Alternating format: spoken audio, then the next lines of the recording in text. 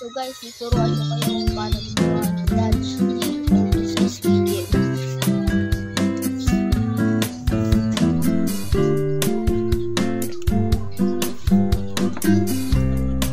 Guys, isang paper, ito ng papel, tapos pagkatapos nyan, ulit kayo siguro ng ano, dalawa lang yan.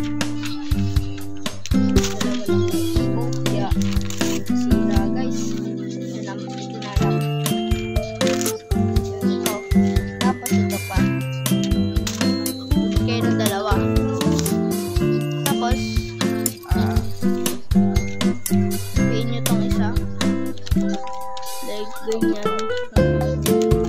Dapat pantay na pantay para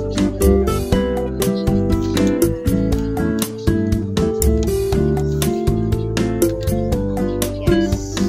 Tapos na gawin natin sa kabila.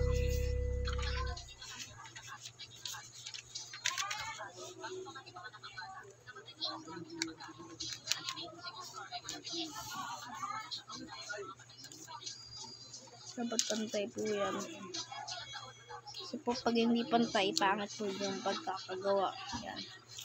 Tapos nyan, pag anohin lang natin, like siguro po ganyan. Ganyan po, pakos. Tiklap niya po to, magiging triangle shape. Yan.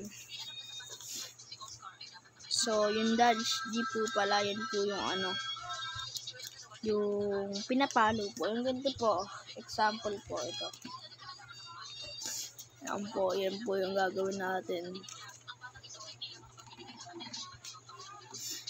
Yan po. Ganyan po natin.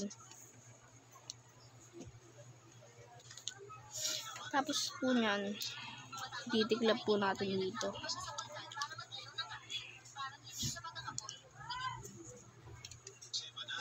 So, tiklap po natin to. Magiging ganyan po siya. Ito rin po gagawin rin po natin dito. Tapos ito pang pinakahuli ay yung kakaiba. Kasi lang mo po yung itiklop, ganun pa rin naman. Pero may lulusutan na po ito. So, bali dapat ito po ay nasa may ano. Ito nasa may natatakpan po nito. Lulusot nyo po to dito. After nyan, pagkalusot nyan, yan, ayos na po. Ayan po, ito po siya.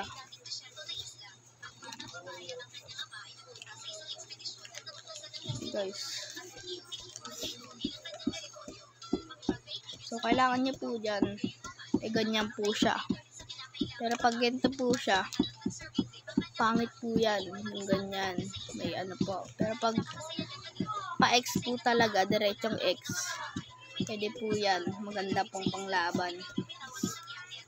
Yan po siya. Bye guys, like and subscribe.